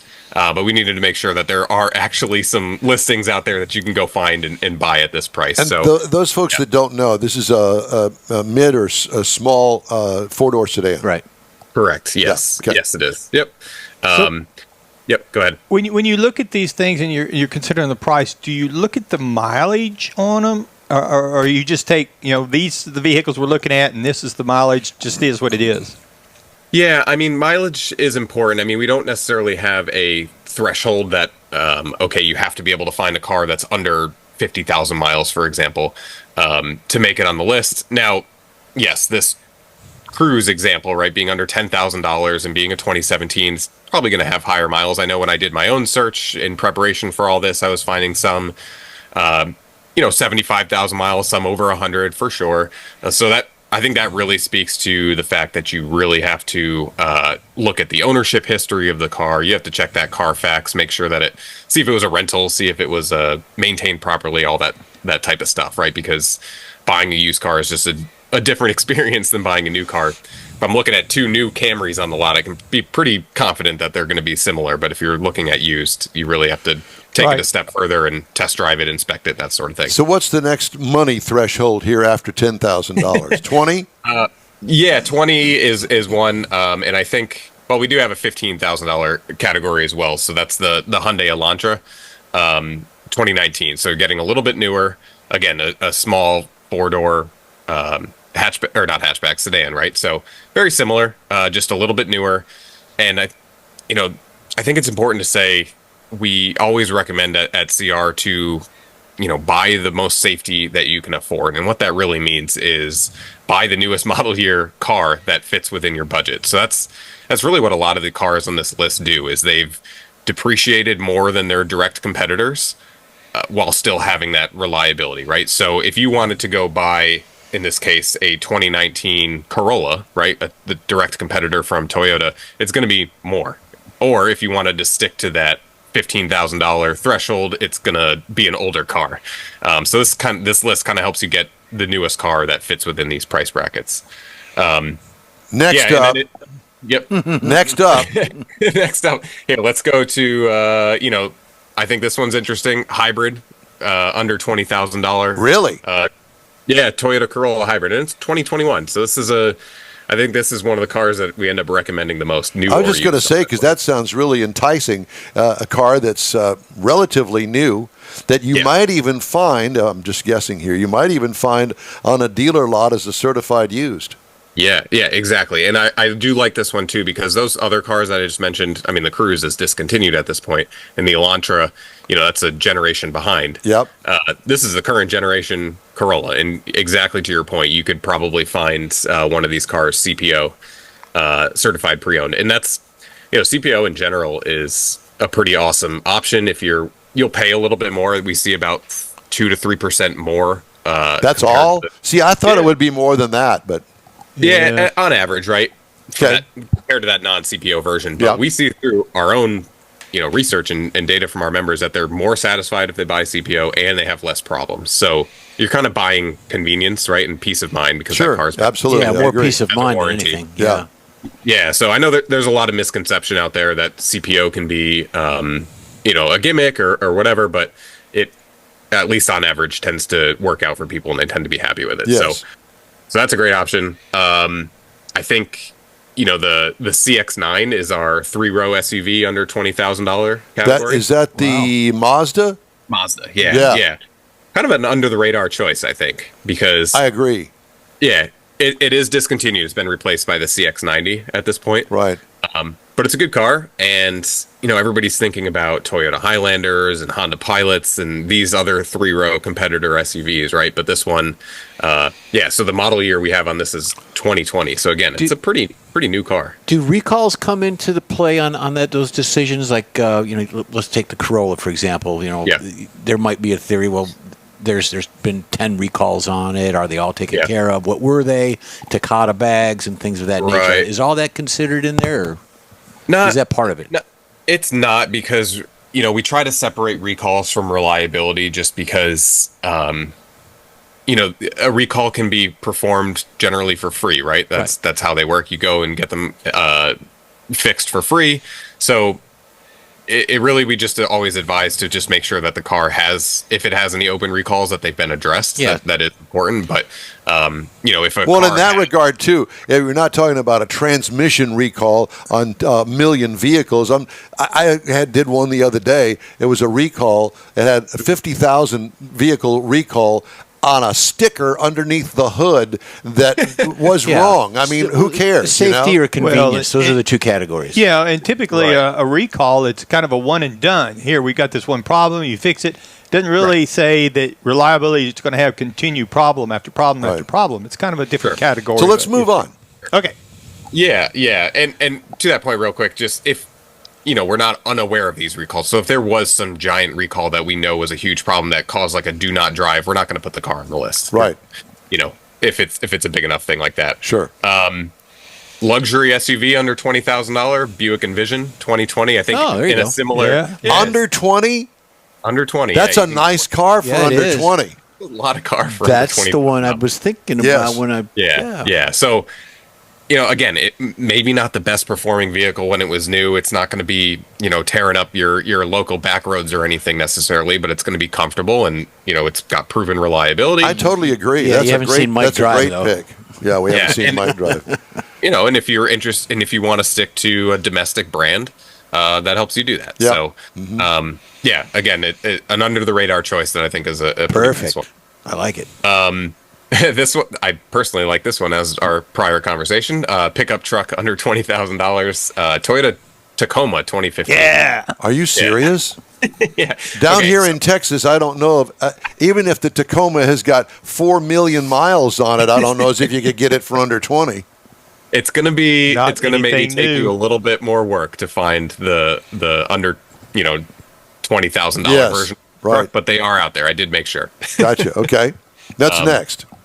Yeah. So, I mean, with this car, just your mileage threshold is a little higher. Assuming that, check the frame. We know that these trucks tend to have, maybe not in Texas, but if you're in the Northeast like I am. Rust issues. The frame is solid, and that speaks to getting the car inspected. Yes. But, pretty solid truck. Can't go wrong. The answer is always Miata. So sports car under $20,000, the 2019 MX-5. So, goes kind of without saying on that one. Mm-hmm. And I like this too because the Miata got a pretty big performance upgrade in 2018. So you can still get, all those upgrades, the 2019 version for under $20,000. So, and it's a stick shift. So. Yeah, well, That makes it nice. and I've got a daughter that's going off to college. That may be a pick.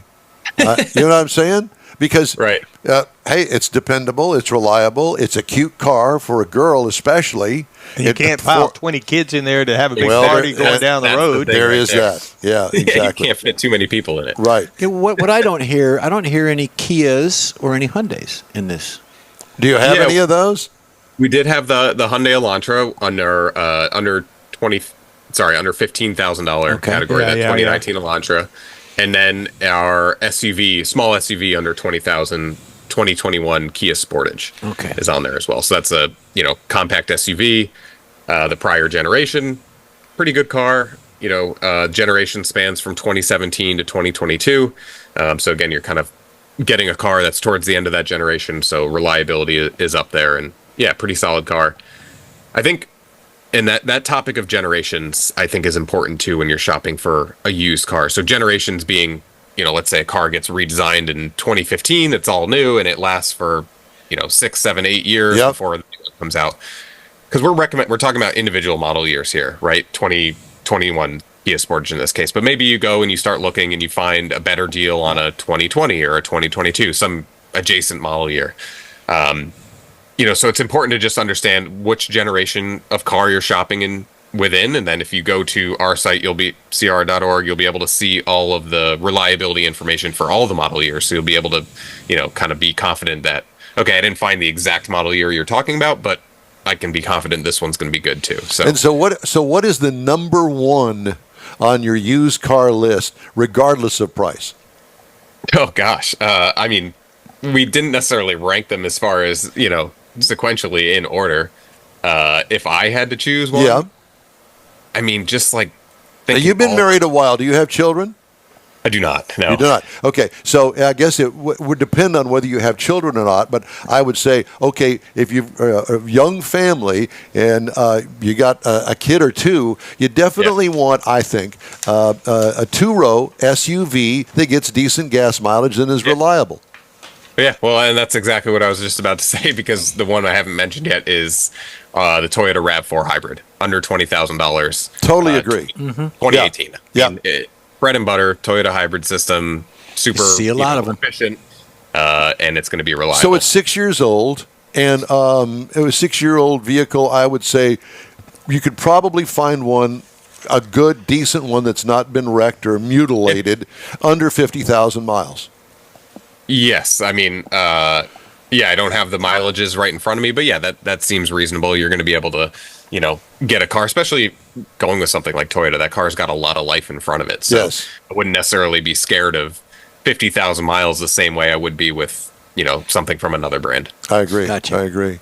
Well, so all this information available on cr.com? org, isn't it? Yeah, cr.org/used cars. And that /used cars is super important. That's where you're going to find all the information on these cars. And we also did, for the first time, ranked all the brands by their used car reliability. So we looked at cars 5 to 10 years old, and we brought all our reliability information together, and you can see which brands are most reliable and which ones So that college education is paying off. You could say that. Alex, it's great to talk to you. Thank you so much. We thoroughly enjoyed it. Betcha. Great information. cr.org/used cars. You take care of yourself and enjoy the nice weather up there in Connecticut. Thank you. All right, you guys too. Thank you so much. You bet. That was fun. You can catch the In-Wheel Time Car Talk Show 24/7 through the iHeartRadio app. Just look for In-Wheel Time Car Talk. We also video stream our live 2-hour weekly show on Facebook, YouTube, and InWheelTime.com. And podcasts are available from your favorite podcast provider. The In-Wheel Time Car Talk Show will continue right after this quick break. The original group of Lupe Tortilla restaurants will have you telling your family and friends just what the original recipe means when it comes to the best fajitas in Southeast Texas. Founder Stan Holt invites you to visit the first Lupe Tortilla near I-10 and Highway 6. Here is the original house that inspired the design of all the rest and the original charm that helped make Lupe Tortilla the go-to destination for Houston Tex-Mex. Nothing can compete with the original lime pepper marinade that everyone will agree makes Lupe Tortilla award-winning beef fajitas the best anywhere. Lupe Tortilla Katie's another location that gives you the same quality and service Houstonians have come to expect at Lupe's. It's located on 99 the Grand Parkway at Kingsland Boulevard in Katy. Find yourself in Aggieland? Head to the Lupe Tortilla in College Station. Located just around the corner from Kyle Field, it's a great place to enjoy those famous frozen margaritas before or after the game. Going to Louisiana? The Lupe Tortilla in Beaumont is on I-10, so you can't miss it. The original group of Lupe Tortilla restaurants has the best Tex-Mex anywhere, and you're invited anytime. Your car is a direct reflection of you, so don't be satisfied with color fade or a dingy, dull appearance. Get rid of those terrible automated car wash scratches. Gulf Coast Auto Shield is your Save the Paint company. John Gray and his team of detailing experts can help your cars finish without a full repaint. Searching for the real experts in window tint or windshield protection? Gulf Coast Auto Shield. Dash cams, radar detectors? Gulf Coast Auto Shield. Got a new car? Get that thing protected as soon as you take delivery. If you don't know which of the multitude of protection products to go with, John Gray will give you an honest opinion and won't sell you something you don't need or can't afford. John will help you understand the many options and pricing right on the spot. He's your guy to have your ride looking its best and protected too. See the state-of-the-art shop yourself. Free tours anytime. Gulf Coast Auto Shield is easy to get to, located just south of the Southwest Freeway on the Sam Houston Parkway. Gulf Coast Auto Shield, full-service luxury car care today, and online at gcautoshield.com. Hey, you know, fall is right around the corner, and the In Real Time Car Talk Show has some remote broadcasts lined up, including Woody's Waterfront Car Show, September 28th, Hemi Hideout Open House, November the 9th, Houston Autorama, Thanksgiving weekend, and we've got a brand new one that's coming up, and that is the Lone Star... No. No. The LCC. It's the Space City Corvette. That's it. Space City. Their car show. It's part of apparently a big fall festival thing they have down in Friendswood. And when is it? October the 12th. Just calm down because I've got it on my cruising. So I've got the dates and stuff on that. Very good. Well, we're not okay. So we've got all that coming up. Yeah. We hope that you'll stop by and say hello when we're on our remote broadcast thing. Got it all. Time now for the Motor Minute. Jeff's got that. I've got an update. Our friend Bruce, a couple weeks ago, looking for the Swatch for his special edition. Well, they found it. Finally got some information out of General Motors. They told him how to read the codes on his build sheet and on the Romoroni. So he did find out about it. He did get the information he wanted, and he's moving forward with the Swatch. So thank you all out there. The check's in the mail. The other thing I have, we've got some new subscribers. We get subscriber emails, Mike and I do, from people. We've got Jana is a new subscriber. Kevin is a new subscriber. A person by the name of Tanner. And then we've got Cherie. Welcome. Are all new subscribers thanks with us. so much. I've got all their information, but I'm going to keep that here. So there you go. You're not going to publish their information or their telephone number or anything like that? We got a couple others coming up, and as I get these, I'll say hi and thank you on the And by the way, we don't sell your information or any of that sort of stuff. All right, time now for this hour's car review. I got to drive the 2024 Chevrolet Equinox EV. Okay, this is a pure electric, and listen up. So it comes in all of these trim levels: 2LT, 2RS, 3LT, 3RS, and 2RS Launch Edition. I drove the Chevy Equinox EV 2RS. This is a small SUV, although I don't know who says it's small, because it really didn't feel like it was small I think to me. it's just because it's not big. I want to point out that this has very little connection to the gasoline version Chevy Equinox. This is a completely different vehicle. It's all new. I don't know why these companies do this. The Mustang Mach-E. No, it's a Mustang. Name it something else, okay? So, whatever. I'm sure that they've done all the research, and I'm just stupid, but Camaro whatever. Or something. It just doesn't work for me. It sits on the Ultium platform, which is the skateboard that underlies all of the new EVs that are currently coming out of General Motors, and it's nice. It's all new for 2024. Slick, wind-cheating front fascia that looks good. Different for each trim is the nose of it. Sculpted sides with a forward-canted C-pillar. That's the one at the very back of the car. Upscale-looking lighting front and rear. Rear hatch has an integrated sunshade over it. Overall exterior design gets an A+ rating from yours truly. What I liked about it, the modern but classy look about this. What could use improvement? Offer a sportier design, just an idea, with hot rodders in mind. Doesn't have to change anything other than make it racier. Put some different wheels on it or whatever. Interior highlights include a 17.7-inch. You got that 17. That's bigger than a foot. Center touchscreen. Android base, by the way, with a separate gauge screen up front of the driver. Fabric seating surfaces are absolutely awesome in this. I don't know what the fascination is with leather, but boy, I'll say this, that so many of these manufacturers these days are really putting some nice materials in the car besides leather. Yes, less leg room in the second row. There is room back there. It's plenty, but it's a 2-row.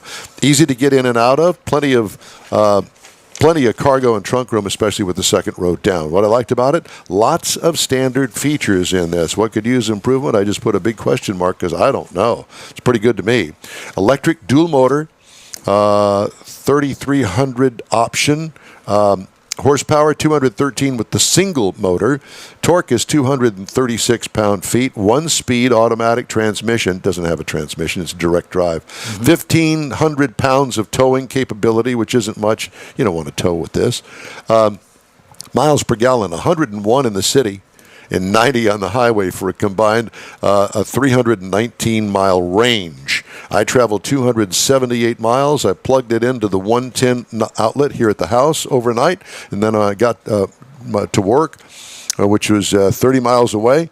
I plugged it in again, and I always kept close to a 100% charge on it. So, cool. So I've kind of figured out how to ease my pain when it comes to angst on these electric cars. There you go. Level 2 charger at home would be perfect for me here.